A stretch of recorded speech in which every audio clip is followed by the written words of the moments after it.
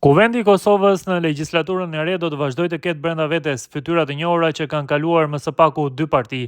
Janë së paku 10 deputet, të cilët tashmë kanë fituar mandatin në Kuvendin e Kosovës dhe që më parë kanë qenë pjesë e partive të tjera politike. Ky fenomen i ndërrimit të partive nga deputetët ka vazhduar për vite me radhë dhe duket se nuk po ndalet as në legjislaturën e re.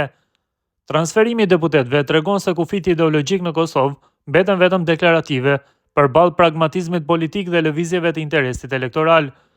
Nga të dhënat e analizuara nga Telegrafi, lëvizja vetëvendosje ka qenë përfituesja më e madhe e këtyre lëvizjeve, duke integruar në radhët e saj 7 nga 10 deputetët emigrant. Ndërkohë në LDK kanë aderuar 2 emra, ndërsa Partia Demokratike e Kosovës ka marrë 1 deputet nga radhët e rivalit të saj kryesor. Këto lëvizje flasin për mungesë stabiliteti të brendshëm të partive politike dhe pakënaqësi të individëve me struktura të udhëheqëse. Sipas tabelës, Mimoza Kusari Lila ka kaluar në LVV.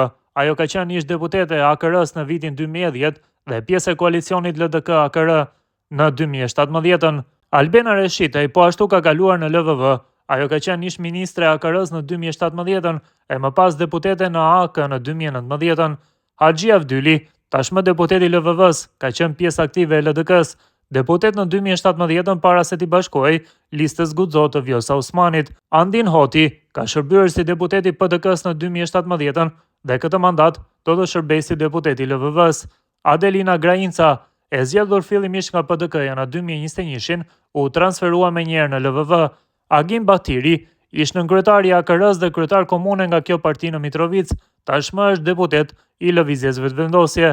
Labinot Demi, deputete e koalicionit PD-PDK në vitin 2014, tashmë shërben në lëvizjen vetëvendosje. Doar Sakica Xhelili fitoi mandatin me LVV-n nga radhët e listës Guxo në 2021 para se të kalonte në LDK.